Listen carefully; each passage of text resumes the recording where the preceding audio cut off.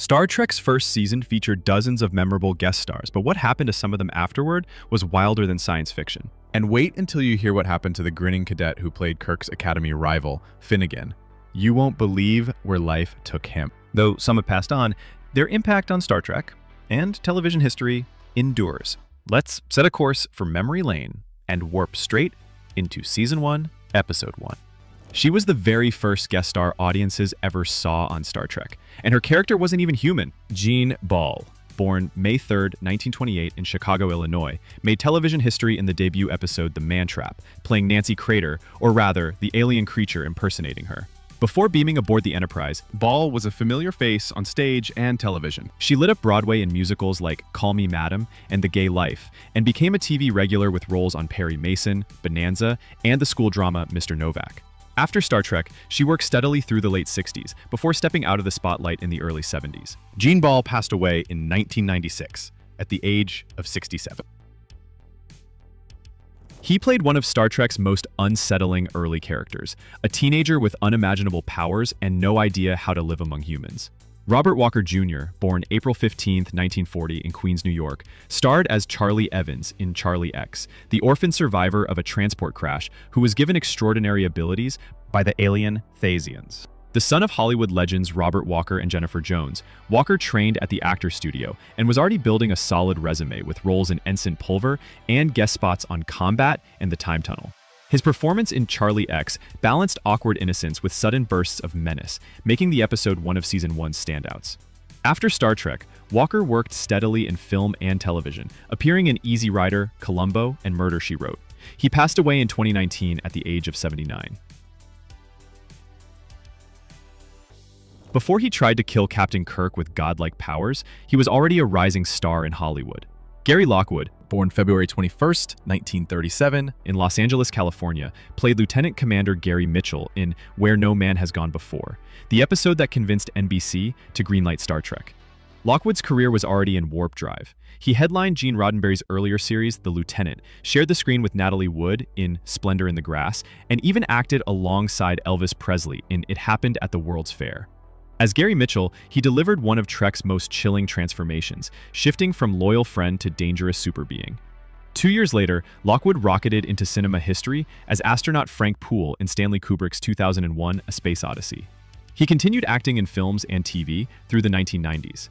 In 2025, Gary Lockwood is 88 years old. She stood toe-to-toe with a man becoming a god, and paid the ultimate price. Sally Kellerman, born June 2, 1937 in Long Beach, California, appeared as Dr. Elizabeth Daner in Where No Man Has Gone Before, a psychiatrist who must decide whether to save her friend or save the ship. Kellerman had been working in Hollywood for nearly a decade, with guest roles on The Twilight Zone and The Outer Limits, before Trek came calling. Just 4 years later, she earned an Oscar nomination for her unforgettable turn as Hot Lips Houlihan in Robert Altman's MASH. Her career spanned over 60 years, with standout roles in Back to School, Brewster McCloud, and a parallel career as a singer. In 2022, Sally Kellerman passed away in Woodland Hills, Los Angeles, at the age of 84. He was the charming helmsman who sang I'll Take You Home Again, Kathleen, while under alien influence. Bruce Hyde, born September 14, 1941 in Dallas, Texas, played Lieutenant Kevin Riley in The Naked Time, and returned briefly in The Conscience of the King. Before Star Trek, Hyde was a young stage actor with television guest spots including Dr. Kildare. His easygoing charm made Riley a fan favorite despite only appearing in 2 episodes. After leaving Hollywood in the late 60s, Hyde became a theater professor at St. Cloud State University and earned a PhD in communication. He passed away at the age of 74 in 2015. Before he became Trek's most lovable rogue, he was already a veteran of stage and screen. Roger C. Carmel, born September 27, 1932, in Brooklyn, New York, originated the role of Harcourt Fenton Harry Mudd in Mudd's Women and later returned in I, Mudd. Carmel's pre-Trek credits included Broadway productions and television appearances on The Dick Van Dyke Show and The Man from U.N.C.L.E. His portrayal of Mudd combined comic timing with a con man's charm, making the character one of the most memorable recurring figures in the original series. After Star Trek, Carmel worked steadily in television, voice acting, and commercials, most famously as the voice of the Transformers Cyclonus. He was 54 when he passed away in 1986. When Star Trek introduced its first recurring rogue, Harry Mudd, he wasn't alone, and Eve McCurron was the one who stood out. Karen Steele, born March 20th, 1931, in Honolulu, Hawaii, played the tough yet vulnerable mail-order bride in Mudd's Women. Before beaming aboard the Enterprise, Steele was already a familiar face in westerns like Maverick and Bonanza, and in films such as Ride Lonesome. As Eve, she was the moral center of the story, the one woman willing to see past Mudd's promises and face the truth about her life. She continued acting into the early 1970s before stepping away from Hollywood. She passed away in 1988 at the age of 56. Alongside Steele's Eve was the mysterious Magna Kovacs, played by Susan Denberg, the exotic beauty of Mudd's trio. Denberg, born August 2, 1944, in Bad Polsen, Germany, was already well known as Playboy's Miss August 1966 before taking the role in Mudd's Women. After Star Trek, Denberg's career took a stranger turn. She appeared in the cult Hammer horror film Frankenstein Created Woman and had a brief run in modeling and publicity appearances. Then came rumors and tabloid stories, including false reports of her death, after she abruptly returned to Europe. In later interviews, she spoke of personal struggles and a deliberate retreat from the entertainment world. Now living quietly in Austria, Susan Denberg is 81 years old in 2025. The youngest of Mudd's cargo was Ruth Bonaventure, played by Maggie Threat. Born November 18, 1946, in New York City, Threat had been a teenage model before breaking into acting. She even recorded a pop single, Soupy, produced by Bob Crew. Her appearance in Mudd's Women became her signature screen credit, though she also popped up in shows like The Wild Wild West and Run for Your Life. By the early 1970s, she had stepped away from acting completely. Maggie Threat passed away in 2022 at 76 years of age. In What Are Little Girls Made Of, Captain Kirk beams down to meet Dr. Roger Corby, the pasteur of archaeological medicine, only to find a man hiding a dangerous secret. Michael Strong, born February 8, 1918, in New York City, played Corby, the brilliant scientist who believes android duplicates can save humanity.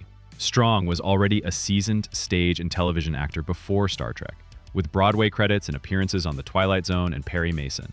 His portrayal of Corby moves from warm intellect to unsettling zeal, setting the tone for the entire episode's moral dilemma.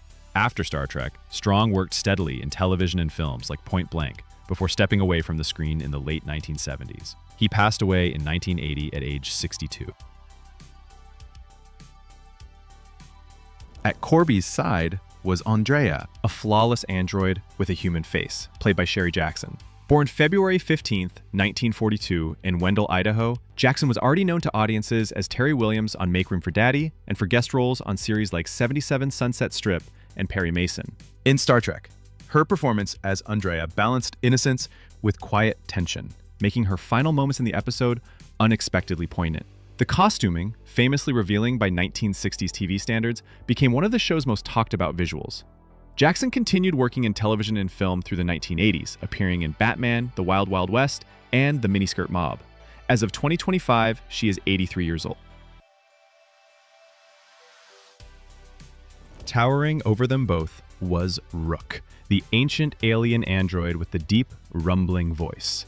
Ted Cassidy, born July 31st, 1932, in Pittsburgh, Pennsylvania, was instantly recognizable to TV viewers as Lurch from the Addams Family. In What Are Little Girls Made Of, Cassidy gave Rook both menace and pathos, physically dominating the screen while delivering a memorable vocal performance. His work as Rook also tied him to another Trek icon. He provided the voice of the Gorn in Arena later that season. Cassidy became a prolific voice actor and character performer until his death in 1979 at the age of 46. In the episode Miri, the Enterprise crew discovers a planet where a deadly disease has wiped out all the adults, and the children are slowly aging into madness. At the center of it is Miri, played by Kim Darby. Born July 8, 1947 in Los Angeles, California, Darby was just starting her career with early TV appearances on shows like Gunsmoke and The 11th Hour. As Miri, she captured the mix of fear, hope, and awkward affection of a girl torn between childhood and adulthood, especially in her heartfelt moments with Captain Kirk. The role hinted at the depth she would bring to her breakout part just a few years later, opposite John Wayne in True Grit. Darby continued working steadily in film and television for decades, including Better Off Dead and The X-Files. As of 2025, she is 78 years old. Miri's World also had a self-appointed leader, John, played by Michael J. Pollard. Born May 30th, 1939 in Passaic, New Jersey, Pollard had already made his mark with stage work and guest TV roles before appearing in Star Trek. As John, Pollard brought an edge of street-smart suspicion to the otherwise frightened group of children. His quirky energy stood out, even in a cast full of young actors. Not long after, Pollard shot to fame in Bonnie and Clyde, earning an Academy Award nomination. He went on to a long career in offbeat roles, before passing away in 2019 at the age of 80. In Dagger of the Mind, the Enterprise visits a rehabilitation colony that's hiding a sinister secret, overseen by Dr. Tristan Adams, played by James Gregory.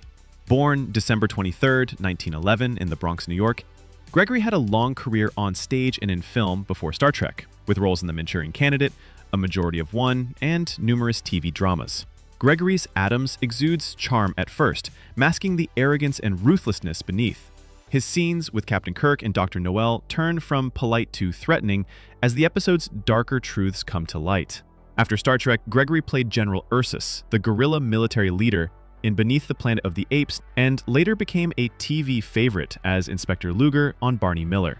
He passed away in 2002 at the age of 90. The first sign that something is wrong at the colony comes from Dr. Simon Van Gelder, played by Morgan Woodward. Born September 16, 1925 in Fort Worth, Texas, Woodward was a prolific TV guest star, with appearances on Gunsmoke, Bonanza, and Perry Mason. In Dagger of the Mind, Woodward delivers a raw, unsettling performance as a man driven nearly mad by experimental mind treatments, his intensity adding urgency to the story.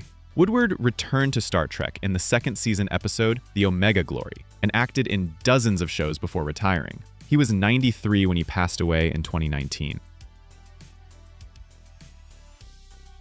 Dr. Helen Noel, the Enterprise's psychiatry officer, was played by Mariana Hill. Born February 9, 1942 in Santa Barbara, California, Hill was building a steady career in the 1960s, with appearances on Hogan's Heroes, Batman, and Perry Mason. In Dagger of the Mind, Noel arrives with a hint of shared history, a brief flirtation with Kirk at a shipboard Christmas party.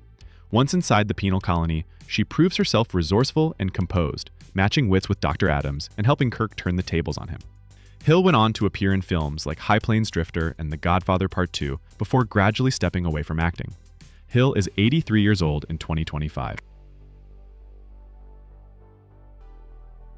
The alien who put Captain Kirk to the ultimate test in the Corbomite maneuver wasn't a seasoned actor in disguise. It was a 7-year-old. Clint Howard, born April 20th, 1959 in Burbank, California, played Baylock, the child-sized alien whose imposing image was revealed to be a friendly face. Before Star Trek, Howard was already acting, with appearances on The Andy Griffith Show alongside his older brother, Ron Howard. His eerie yet oddly charming Baylock became one of the series' most memorable reveals, and his voice was dubbed by actor Walker Edmiston for the role. Howard went on to a long career in film and television, with roles in Apollo 13, Austin Powers, and recurring cameos in later Star Trek series. In 2025, he's 66 and still an active character actor. That same episode gave us a young officer cracking under pressure. Anthony Call, born August 31, 1940, in Los Angeles, California, played Lieutenant Dave Bailey in the Corbomite maneuver. Before Trek, he logged early television work and stage roles. As Bailey, he embodied a green junior officer, eager, anxious, and ultimately brave enough to volunteer as the Enterprise's envoy to Baylock. After Star Trek, he built a long run in daytime drama on Guiding Light and One Life to Live, then moved into narration. He turns 85 in 2025. In the Menagerie, the Enterprise is drawn into a court-martial over Spock's strange actions, overseen by Commodore Jose Mendez, played by Malachi Throne. Born December 1st, 1928 in New York City, Throne was already a familiar voice and face on 1960s television, with guest spots on Perry Mason, The Untouchables, and Batman. As Mendez, Throne anchored the framing story around flashback footage from The Cage, the show's original but unaired pilot. He also provided the voice of the Keeper in that pilot, making him uniquely tied to two pivotal moments in Trek history. After Star Trek, Throne enjoyed a long career in television and stage, appearing in Mission Impossible, The $6 Million Man, and Babylon 5. He passed away in 2013 at 84 years old. The original captain of the Enterprise wasn't Kirk, it was Christopher Pike, portrayed by Jeffrey Hunter. Born November 25, 1926, in New Orleans, Louisiana, Hunter had starred in films like The Searchers and King of Kings before being cast in Star Trek's first pilot, The Cage. In The Menagerie, Hunter's Pike appears mostly in archival footage, with the character now gravely injured and confined to a life support chair. His original portrayal in The Cage set a more somber tone for the captain's role. Hunter continued acting in film and television until his untimely death in 1969 at the age of 42. The woman at the center of Captain Pike's memories was Vina, played by Susan Oliver. Born February 13, 1932 in New York City, Oliver was a versatile actress who had already built a resume with appearances on Wagon Train, The Twilight Zone, and Route 66. In The Menagerie, she's seen both as herself and in the illusions created by the Telosians, shifting from beauty to disfigurement in one of Trek's most haunting reveals. Much of her performance came from footage shot for The Cage, the show's original pilot. Oliver went on to act, direct, and even become a record-setting pilot. She passed away in 1990 at 58. He played the man accused of one of the worst massacres in Federation history. Arnold Moss, born January 28, 1910 in Brooklyn, New York, appeared as Anton Caridian, secretly Kodos the Executioner, in The Conscience of the King. Before Star Trek, Moss was a respected stage actor and radio performer who transitioned to film and television, with credits including The 27th Day, Alfred Hitchcock Presents, and Perry Mason. His portrayal of Caridian was layered and nuanced, balancing the dignity of a Shakespearean actor with the guilt of a hidden war criminal. Moss continued acting in television through the 1970s and also taught at Brooklyn College. He passed away in 1989 at 79 years old. The ambitious daughter determined to protect her father's secret was Lenore Caridian, played by Barbara Anderson. Born November 27, 1945 in Brooklyn, New York, Anderson was early in her career when she landed the role in The Conscience of the King. Her Lenore is charming and refined on the surface, but reveals an increasingly dangerous obsession as the truth closes in. Anderson's performance added a tense personal dimension to the episode's mystery. She went on to win an Emmy for her work on Ironside and later appeared on Mission Impossible and Murder, She Wrote. In 2025, she is 79. He was the face of the Romulans when they first appeared in Star Trek. Mark Leonard, born October 15, 1924 in Chicago, Illinois, played the Romulan commander in Balance of Terror. Before Trek, Leonard built a solid stage and TV career, with appearances on Perry Mason, the FBI, and Here Come the Brides. His Romulan commander was no one-dimensional villain. Leonard brought a sense of weary honor to a man following orders in a cat-and-mouse battle with Kirk. Leonard would return to Star Trek in later seasons and films as Spock's father, Sarek, and as a Klingon captain, making him unique in Trek history. Leonard passed away in 1996 at age 72. As Decius, the ambitious Romulan officer who pushes for war, Lord Montaigne brought tension inside the enemy ship. Born February 26, 1931 in Brooklyn, New York, Montaigne was a trained dancer and stuntman before turning to acting. His role as Decius was brief but memorable, showing a younger, more aggressive counterpoint to the commander's restraint. Montaigne would return to Trek in Amok Time as the Vulcan Stonn. He went on to work steadily in television and film through the 1980s and passed away in 2017 at the age of 86. On the Enterprise bridge, Lieutenant Stiles viewed the Romulans through the lens of old war wounds. Paul Comey, born February 11, 1932 in Boston, Massachusetts, served in the Korean War before starting his acting career in the late 1950s. In Balance of Terror, Comey's Stiles embodies suspicion and prejudice, adding another layer of drama to the story's parallel with submarine warfare. Comey went on to more than 300 television appearances, including Perry Mason, The Fugitive, and Hawaii Five-0. He passed away in 2016 at 84 years old. He was the grinning Academy rival who taunted Kirk at every turn. Bruce Mars, born October 23, 1935 in New York City, played Finnegan in Shore Leave. Before Trek, Mars guest starred on series like The Time Tunnel and Voyage to the Bottom of the Sea. As Finnegan, a living embodiment of Kirk's youthful frustrations, he played the role with over-the-top energy, providing much of the episode's humor and chaos. Mars acted in television through the late 60s, before leaving Hollywood to become a Benedictine monk, later known as Brother Paraclete. In 2025, he is 89.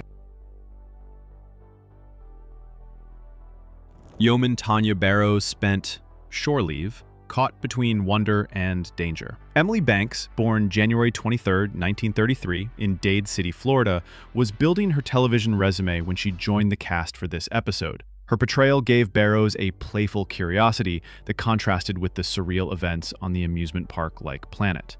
Banks continued acting into the early 1970s before stepping away from the industry. She was 85 when she passed away in 2023. Shirley Bond, born May 22, 1934 in Inglewood, California, played Ruth, a vision from Kirk's past in Shore Leave. Bond had already appeared on The Adventures of Ozzie and Harriet and My Three Sons. As Ruth, she brought a gentle warmth to the role, serving as a bittersweet reminder of Kirk's earlier life. She continued acting in television through the late 1970s. In 2025, she is 91. The caretaker of the planet in Shore Leave was played by Oliver McGowan. Born June 6, 1907 in Fort Dodge, Iowa, McGowan was a veteran television character actor with dozens of credits in the 1950s and 1960s. As the calm, matter-of-fact caretaker, he provided the episode's explanation for its bizarre events, grounding the story in Trek's science fiction premise. McGowan continued working in television and film into the 1970s. He passed away in 1971 at 64. In the Galileo 7, tensions run high as a shuttle crew is stranded on a hostile planet, and Lieutenant Boma challenges Spock's leadership. Don Marshall, born May 2, 1936 in San Diego, California, played Boma with a mix of defiance and determination. Before Star Trek, Marshall had guest roles on Tarzan and Combat and was one of the few black actors to land substantial parts in 1960s television.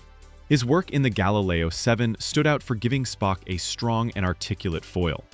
Marshall went on to co-star in Land of the Giants and appeared in numerous TV series and films. He was 80 when he passed away in 2016. Commissioner Ferris, the by-the-book official pressuring Kirk to abandon the rescue, was played by John Crawford. Born September 13, 1920 in Colfax, Washington, Crawford was already a prolific character actor in film and TV. In the Galileo 7, his role added urgency and bureaucratic tension to the episode's ticking clock.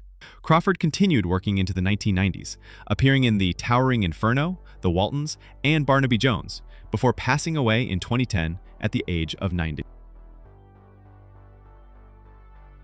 Yeoman Mears was played by Phyllis Douglas. Born July 24, 1936 in Los Angeles, California.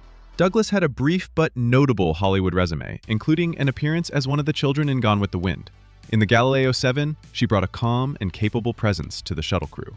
She made one more Trek appearance in The Way to Eden before retiring from acting. Douglas passed away in 2010 at age 73. He was the flamboyant, godlike prankster who treated the Enterprise like his personal plaything. William Campbell, born October 30, 1923 in Newark, New Jersey, played Trelane in The Squire of Gothos. Before Star Trek, Campbell had roles in films like The High and the Mighty and Dementia 13, and appeared on numerous TV shows including Bonanza and Perry Mason. As Trelane, he brought theatrical flair and playful menace, creating one of the most memorable one-off antagonists in the series. Campbell later returned to Trek as the Klingon captain Koloth in The Trouble with Tribbles, and reprised the role on Deep Space Nine. He was 87 when he passed away in 2011. In Tomorrow is Yesterday, a 20th century Air Force pilot finds himself beamed aboard the Enterprise after pursuing a UFO, only to discover it's the starship itself. Roger Perry, born May 7, 1933 in Davenport, Iowa, played Captain John Christopher. Before Trek, Perry was a familiar face on television, appearing in 77 Sunset Strip, The FBI, and Harrigan & Son. As Christopher, he blended skepticism, humor, and duty, making him one of the most likable one-time visitors to the Enterprise. Perry enjoyed a long career in television and film before retiring. He passed away in 2018 at the age of 85. Colonel Fellini, the Air Force security officer determined to uncover the truth about the Enterprise crew, was played by Ed Peck. Born March 26, 1917 in New York City, Peck was a regular on television, often cast as military or police authority figures. In Tomorrow is Yesterday, his no-nonsense style provided a sharp contrast to the crew's efforts to return Christopher to his own time without altering history. Peck went on to roles in Happy Days and Benson, becoming one of TV's most recognizable authority figures. Ed Peck passed away in 1992 at the age of 75. In Court Martial, Samuel T. Cogley is the eccentric defense attorney who takes Captain Kirk's case. Elisha Cook Jr., born December 26, 1903 in San Francisco, California, was already a Hollywood veteran with a career stretching back to the 1930s, including classics like The Maltese Falcon and The Big Sleep. Cook brought Cogley to life as a fast-talking, book-loving lawyer who valued human judgment over computer evidence. His spirited defense of Kirk made the character a fan favorite despite a single appearance. Cook continued acting in films and television into the late 1980s. He passed away in 1995 at 91 years of age. Commodore Stone, the officer presiding over Kirk's trial, was played by Percy Rodriguez. Born June 13, 1918 in Montreal, Canada, Rodriguez was a stage-trained actor who broke barriers for black performers in television during the 1960s. In Court Martial, his calm authority gave weight to the proceedings, balancing fairness with the pressure of Starfleet protocol. Rodriguez went on to a long career in film, TV, and voice work, including narrating numerous movie trailers. He was 89 when he passed away in 2007. Prosecutor Ariel Shaw was played by Joan Marshall, born June 19, 1931 in Chicago, Illinois. Marshall was an established television actress with credits on Maverick, Surfside 6, and Hawaiian Eye. In Court Martial, she played Shaw with sharp wit and professional poise, while hinting at a past personal connection with Kirk. Marshall continued acting into the early 1970s before retiring. She passed away in 1992 at 61 years old. The man at the center of the case was Lieutenant Commander Ben Finney, played by Richard Webb. Born September 9, 1915, in Bloomington, Illinois, Webb was best known for starring in the 1950s crime series Border Patrol. In Court Martial, Webb portrayed Finney as a deeply embittered officer whose personal grudge leads to a staged death and false charges against Kirk. Webb continued acting through the late 1970s and also wrote self-help books. He passed away in 1993 at the age of 77. In The Return of the Archons, Rager is the quiet ally who risks everything to help Kirk and Spock uncover the truth about Landru. Harry Towns, born September 18, 1914 in Huntsville, Alabama, was a prolific television actor with hundreds of guest roles, including The Twilight Zone and Perry Mason. Towns played Rager with understated courage, giving the resistance movement a human face amid the episode's eerie, mind-controlled populace. He continued acting into the late 1980s before leaving Hollywood to become an ordained Episcopal priest, before passing away in 2001 at the age of 86. Torrin Thatcher, born January 15, 1905 in Bombay, British India, played Marplon, a member of Landru's inner circle who secretly aids the Enterprise crew. Before Trek, Thatcher had a commanding screen presence in films like The Seventh Voyage of Sinbad and Blackbeard the Pirate. In The Return of the Archons, his mix of authority and quiet subversion gave the story one of its most satisfying twists. Thatcher continued acting into the 1970s. He passed away in 1981 at the age of 76. Charles Macaulay, born September 26, 1927 in Kentucky, appeared as Landru, or at least the holographic projection of him, in The Return of the Archons. Macaulay's dignified, almost priestly delivery gave the illusion of Landru an imposing, godlike quality that fit the episode's themes of control and obedience. He went on to work extensively in television and film through the 1980s. Macaulay passed away in 1999 at 71. Before becoming a cult favorite in horror films, Sid Haig had a small but notable part in The Return of the Archons. Born July 14, 1939 in Fresno, California, he appeared as the first lawgiver, one of Landru's enforcers. Haig's role was brief, but his imposing physical presence and commanding voice made the lawgivers a memorable threat in the episode. Haig went on to decades of work in cult cinema, including House of a Thousand Corpses and The Devil's Rejects. Haig passed away in 2019 at age 80. One of Star Trek's most legendary villains made his debut in Space Seed. Ricardo Montalban, born November 25, 1920 in Mexico City, Mexico, played Khan Noonien Singh, a genetically engineered tyrant from Earth's past revived by the Enterprise crew. Before Trek, Montalban was already a film star, with MGM musicals, swashbucklers, and dramas to his credit, along with guest appearances on countless television shows. As Khan, he projected intelligence, charm, and danger, creating a character so memorable he returned 15 years later in Star Trek II: The Wrath of Khan. Montalban continued a long career in television and film, hosting Fantasy Island and winning an Emmy for How the West Was Won. He passed away in 2009 at 88 years old. Lieutenant Marla McGivers, the Enterprise's historian who falls for Khan, was played by Madeline Rue. Born October 3, 1935, in Washington, D.C., Rue had a busy television career in the 1960s, with appearances on Perry Mason, Bonanza, and The Untouchables. Her portrayal of McGivers gave the episode its romantic and moral tension, as the character's loyalty is torn between duty and desire. Rue continued acting in television and film until the early 1990s, even working from a wheelchair after being diagnosed with multiple sclerosis. She passed away in 2003 at 68. In A Taste of Armageddon, David Opatoshu played Anan 7, the leader of a world waging war entirely by computer simulation. Born January 30, 1918 in New York City, Opatoshu was a veteran of stage, film, and television, with roles in Exodus and The Twilight Zone. As Anan 7, he was calm, persuasive, and utterly committed to a chilling system that killed without a shot fired, making him one of the series' most unsettling political antagonists. Opatoshu's career spanned decades, with appearances in Hawaii Five-0, Columbo, and Raid on Entebbe. He passed away at the age of 78 in 1996. Barbara Babcock, born February 27, 1937, in Fort Riley, Kansas, appeared as Mia 3, a citizen marked for death in her planet-simulated war. Babcock's performance brought humanity to the episode's abstract concept, showing the individual cost of an impersonal conflict. She went on to a long television career, winning an Emmy for Hill Street Blues. In 2025, she is 88.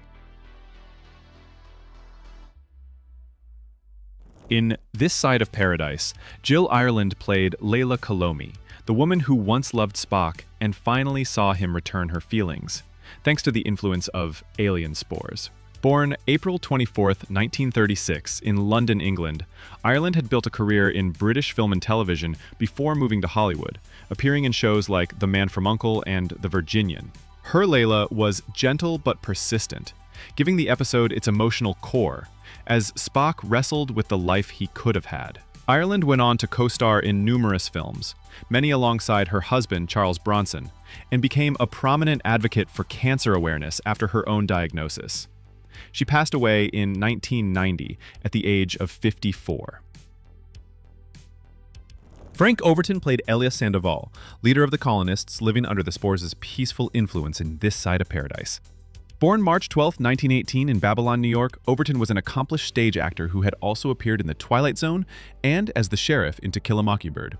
As Sandoval, Overton projected calm authority, showing no malice toward Kirk's intrusion but making it clear the colonists would not willingly give up their idyllic existence. Overton continued working in television and film until his death in 1967 at the age of 49. In The Devil in the Dark, Ken Lynch played Vanderberg, the frustrated mining colony leader desperate for help against an unseen killer. Born July 15, 1910 in Cleveland, Ohio, Lynch was a familiar television face, often cast as tough cops or authority figures, with credits on The Fugitive, Bonanza, and The Untouchables. As Vanderberg, he brought a grounded, working-class realism to the episode, making the miners' fear and frustration believable. Lynch worked steadily in film and television into the early 1990s before he passed away in 1990 at the age of 79. In Errand of Mercy, audiences met the Klingons for the first time, led by the formidable Commander Kor. John Colicos, born December 10, 1928 in Toronto, Canada, was already an accomplished stage and television actor, with credits on Mission Impossible and The Virginian. As Kor, Colicos set the tone for Klingon portrayals with a mix of charm, cunning, and menace. His performance was so memorable that he returned decades later to reprise the role on Star Trek Deep Space Nine. Colicos enjoyed a long career in television, film, and theater until passing away at the age of 71 in 2000. John Abbott, born June 5, 1905 in London, England, played Aelborn, the seemingly humble leader of the Organians. Abbott's calm diplomatic presence gave way to the revelation that the Organians were powerful, non-corporeal beings, adding one of the episode's biggest twists.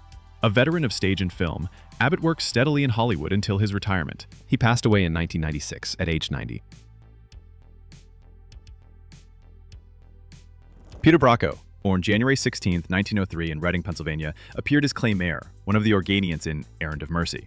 A prolific character actor, Bracco had already appeared in dozens of films and television series by the time he joined Trek. His role in this episode, while brief, contributed to the mysterious and peaceful tone of the Organians. Bracco continued acting well into the 1980s, with credits in One Flew Over the Cuckoo's Nest and The Rockford Files. He passed away in 1992 at 89 years of age. In the alternative factor, Robert Brown took on the unusual challenge of playing both Lazarus and his alternate universe counterpart. Born November 17, 1926, in Trenton, New Jersey, Brown had a solid television resume with appearances on Perry Mason, Bonanza, and The Fugitive. His portrayal demanded rapid shifts between the frantic, unstable Lazarus and the calm, rational anti-Lazarus, giving the episode a dual performance showcase. Brown later starred in the series Here Come the Brides and worked steadily on television into the 1990s. Brown passed away in 2022 at 95 years old. Janet McLaughlin, born August 27, 1933, in Harlem, New York, played Lieutenant Charlene Masters, a starship engineer assisting in the crisis. Before Trek, she had guest starred on The Alfred Hitchcock Hour and The Man from U.N.C.L.E. In The Alternative Factor, McLaughlin's role was notable for presenting a capable black woman in a non-stereotypical professional position, rare for 1960s television. McLaughlin enjoyed a long career in film and television, including Sounder and The Rockford Files. She passed away in 2010 at the age of 77. In The City on the Edge of Forever, Joan Collins played Edith Keeler, the compassionate social worker whose fate forces Captain Kirk to make an impossible choice. Born May 23, 1933, in London, England, Collins was already a film and television star, appearing in movies like Land of the Pharaohs and The Girl in the Red Velvet Swing. As Keeler, Collins brought warmth, intelligence, and optimism, making the tragedy of her character's destiny all the more poignant. Her chemistry with William Shatner gave the episode its enduring emotional impact. Collins went on to decades of stardom, including her iconic role as Alexis Carrington on Dynasty. She is 92 in 2025. In Operation Annihilate, Joan Swift played Aurelin Kirk, Captain Kirk's sister-in-law and the wife of his doomed brother, George. Born December 14, 1933 in New York City, Swift had a television career through the 1960s, appearing in series like Perry Mason and The Doctors. Her harrowing performance as Aurelin, writhing in pain and warning Kirk of the parasitic threat, added urgency and emotion to the season 1 finale. Swift continued acting into the 1970s before stepping away from the screen. She passed away in 1998 at 64. He played Kirk's young nephew Peter in the season 1 finale, and his survival was left hanging. Craig Hunley, born November 22, 1954, in Sherman Oaks, California, appeared as Peter Kirk in Operation Annihilate, and later returned in season 3 as Tommy Starnes in And the Children Shall Lead. After Star Trek, Hunley shifted from acting to music, becoming Craig Huxley and building a respected career as a composer and performer. He invented his own version of the blaster beam, a massive stringed instrument whose deep metallic tones created the unforgettable sound of V'ger in Star Trek: The Motion Picture and other films. In 2025, he's 70 years old. Which of these season 1 guest stars was your favorite? And did any of their stories surprise you Drop your thoughts in the comments, and be sure to like, subscribe, and share so you're on board when we launch into our Season 2 mission. Coming soon.